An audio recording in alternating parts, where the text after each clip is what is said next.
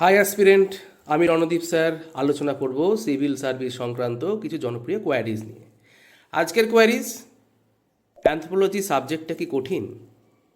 আমি পড়াশোনা করেছি বাংলায়, তবে কি আমাকে ইংলিশে অ্যান্সার করতে হবে? দেখো, অ্যানথ্রোপোলজি হলো হিউম্যান ওরিয়েন্টেড স্টাডি। বলতে গেলে আর্টস এবং সায়েন্সের একটা ব্যালেন্স কম্বিনেশন। তাই সাবজেক্টটা কঠিনও নয়, আবার খুব একটা সহজও নয়।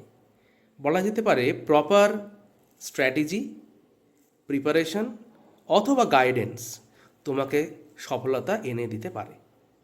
অপরদিকে ল্যাঙ্গুয়েজ চয়েস, সেদিক থেকে একটা আমি কোটেশন পড়ি। Answer may be given either in English or in Bengali, but all answer must be in one and same language.